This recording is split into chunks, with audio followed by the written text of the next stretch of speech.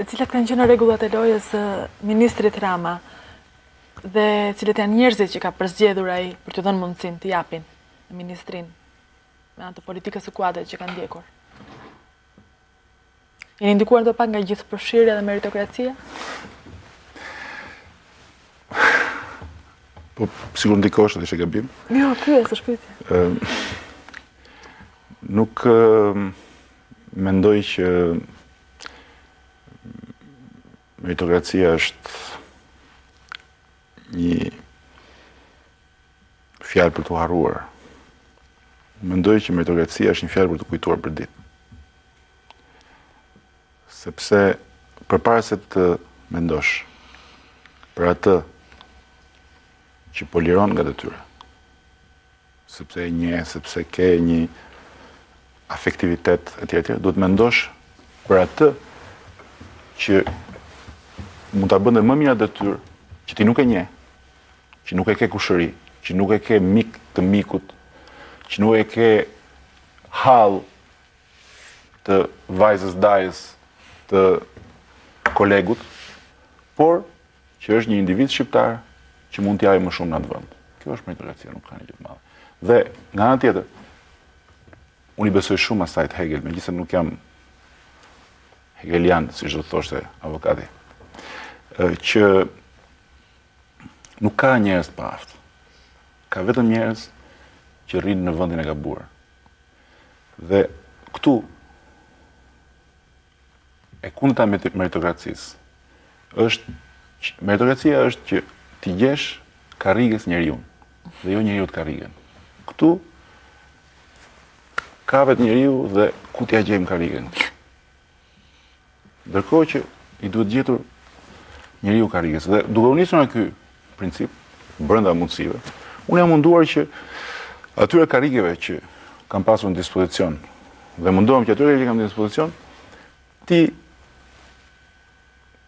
gjej njerëz që mund ta bëjnë më mirë atë punë nga ato që shanse që janë paraqitur. Dhe them që e kam arritur dhe në këtë pikë nuk kam menduar dhe nuk mendoj se s'kam si të mendoj njëri. As se qtesër kanë xhep dhe as se për kë ka milituar jati.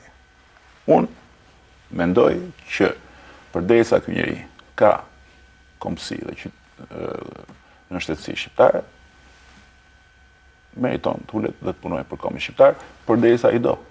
Kaq është shumë e thjeshtë. Për shembull, pse meriton të punoj në kryet e teatrit kombëtar Xhavdet Feri, i cili ka shkaktuar shumë polemika, duke u dukur si kandidaturë absurde vetëm socialistëve, po edhe demokratëve. Si mund të argumentoni ju kandidaturën e tij në kuadrin e meritokracisë? Unë nuk i di këto. Nuk për fat të mirë ose të keq, unë nuk di fare se ç'ndodh në pravaskenat e jetës politike shqiptare. Unë di se çfarë ndodh në skenë dhe nuk di që të ketë shkaktuar të tilla polemika, por di këtë tjetër që Xhavdet Feri është një njeri që ka dhënë prova, që është një njeri fushës, është një njeri kulturuar dhe është një njeri që ka dhënë prova në administrim. Dhe nuk do të thot as pak që drejtori i teatrit kombëtar duhet të jetë patjetër aktor. Ai ka të mirë që është dhe aktor. Dhe ka dhënë prova në administrim. Ka qenë dekani i fakultetit të artit dramatik në të njëjtën kohë që unë kam qenë në pedagog në fakultetin e arteve të bukura dhe kam parë me sytë e mi që atje ka bërë një reformë dhe ka ringjallur shumë shpresa. Pastaj u fut në aventurën e ristrukturimit dhe reformimit të botës filmit shqiptar, duke bërë kryetari i qendrës kinematografike. Edhe sot bëj çudi pse është larguar, pse e kanë larguar. Dhe ishte, si thuaç, përveç tjerave, nuk ishte kjo, por përveç tjerave ishte edhe një borxh moral që kjo qeveri dhe që ky shtet i kishte Xhavdet Ferit. Ndërsa në teatrin kombëtar, Xhavdet Feri jam i bindur që do të bëj punë të mira. Bashkë kemi punuar, kemi kohë që punojmë për të konceptuar reformën e sistemit. Dhe kam shumë shpresë. A do mund të hap drejtori i ri teatrin kombëtar dhe a do kemi teatr kombëtar?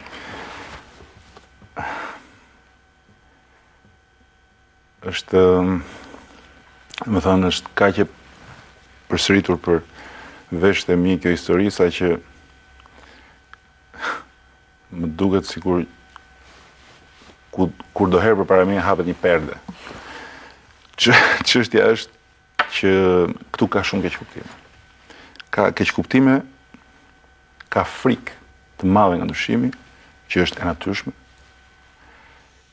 Ka dhe manipulime. Manipulime të qëllimshme të njerëzve të caktuar. Problemi i keqkuptimeve është për mua i panatyrshëm mbas një periudhe kaq gjatë. Sepse u bë kaq kohë që flitet. Dhe problemi i teatrit kombëtar nuk është një problem që e hapa unë. Unë e nxora nga Parvasken në sken, që s'u mund të them. Po, në Parvasken, ky ishte një problem që diskutoi. Para parantez, para 2 ditësha, një ditë lexova një artikull për teatrin kombëtar të shkruar nga 2 djemë të rinj, dhe aty mund të shihni fare qartë se ç'është e vërteta rreth kësaj historie. Ata djemë nuk i njoh, si kam takuar asnjëri, njërin e kam dëgjuar për emër. Kështu që shpresoj që edhe kjo mos hyjë në rrugën e manipulimeve. Ky shembull që solla. Domethënë, prapë bëj një pyetje. Problemin e teatrit kombëtar e krijova unë, apo vetëm e vura në tavolinë? Mendoj që e vura në tavolinë. Dhe megjithëse kam shpjeguar disa herë, tani po rikthehem në kuadrin e rrëfimit,